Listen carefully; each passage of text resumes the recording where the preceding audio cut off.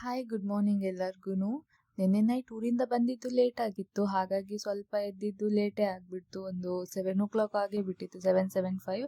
So ಎದ್ದು ಮನೆಯಲ್ಲೇ ಸ್ವಲ್ಪ ಎಕ್ಸಸೈಸ್ ಮಾಡಿಕೊಂಡು ಗಿಡಗಳಿಗೂ ಎಲ್ಲ ನೀರಾಕಿ, ನನಗೆ ಇವತ್ತು ಚಿಯಾ ಸೀಡ್ಸ್ ವಾಟರ್ ಜೊತೆಗೆ ಸ್ವಲ್ಪ ಲೆಮನ್ ಮತ್ತು ಹನಿನ ಹಾಕ್ಕೊಂಡು ಕುಡ್ಕೊಂಡೆ. ಲೆಮನ್ನ ಹಾಕಿ ಹಾಗೇನು ಕುಡಿಬೋದು, ಬಟ್ ಅದು ಸ್ವಲ್ಪ ಹುಳಿ ಬರುತ್ತೆ ಅಂತ ನಾನು ಹನಿನ ಹಾಕ್ಕೊಳ್ತೀನಿ. ತಿಂಡಿಗೆ ಪುಳಿಯೋಗರೆ ಮಾಡೋಣ ಅಂತೇಳಿ ಎಣ್ಣೆ ಕಾಯಕ್ಕೆ ಇಟ್ಕೊಂಡು ಅದು ಕಾದಾದ ನಂತರ ಕಡಲೆ ಬೀಜನ ಹಾಕ್ಕೊಂಡು ಫಸ್ಟ್ ನಾನು ಫ್ರೈ ಮಾಡಿ ಎತ್ತಿಟ್ಕೊಳ್ತೀನಿ. ನೆಕ್ಸ್ಟ್ ಅದೇ ಎಣ್ಣೆಗೆ ಸಾಸಿವೆ ಜೀರಿಗೆ ಹಾಕಿ ಫ್ರೈ ಮಾಡಿಕೊಂಡು ಅದಕ್ಕೆ ನೆಕ್ಸ್ಟ್ ಸ್ವಲ್ಪ ಕರ್ಬೇವಿನ ಸೊಪ್ಪನ್ನ ಹಾಕಿ ಕಡಲೆಬೇಳೆನ ಸ್ವಲ್ಪ ಹಾಕಿ ಫ್ರೈ ಮಾಡ್ಕೊಳ್ಬೇಕು. ಕಡಲೆಬೇಳೆ ಹಾಕಾದ ನಂತರ ಸ್ವಲ್ಪ ಉದ್ದಿನ ಬೇಳೆನೂ ಹಾಕಿ ಫ್ರೈ ಮಾಡಿಕೊಂಡು ಅದಕ್ಕೆ ಸ್ವಲ್ಪ ಅರಿಶಿನ ಪೌಡರು, ನೆಕ್ಸ್ಟ್ ನೆನೆಸಿರೋ ಅಂತ ಟ್ಯಾಮ್ರಿನ್ ವಾಟರ್, ಹುಣಸೆ ಹಣ್ಣಿನ ನೀರನ್ನ ಹಾಕ್ಕೊಳ್ತೀನಿ.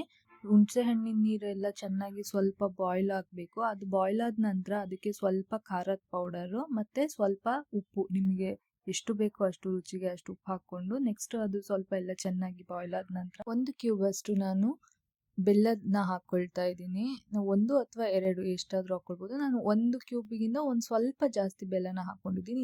ಇಲ್ಲಿ ನಾನು ಅಯ್ಯಂಗಾರ್ ಪುಳಿಯೋಗರೆ ಪೌಡರ್ನ ಯೂಸ್ ಮಾಡ್ಕೊಳ್ತೀನಿ. ಇದನ್ನ ಯೂಸ್ ಮಾಡಿಕೊಂಡ್ರೆ ನೀವು ಟೆಂಪಲಲ್ಲಿ ತಿಂತೀರಲ್ಲ ಅದೇ ಥರ ಪುಳಿಯೋಗರೆ ಬರುತ್ತೆ, ಅದೇ ಸ್ಟೈಲಲ್ಲಿ ಬರುತ್ತೆ.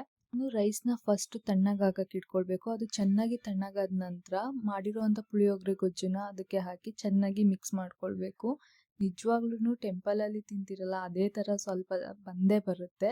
ಇನ್ನು ನನಗೆ ಅಂತ ಹೇಳಿ ನಾನು ಪಪಾಯ ಸ್ಮೂತಿನ ಮಾಡ್ಕೊಂಡಿದ್ದೆ. ಇಷ್ಟೇ ಆಗಿತ್ತು ಇವತ್ತಿನ ವ್ಲಾಗ್.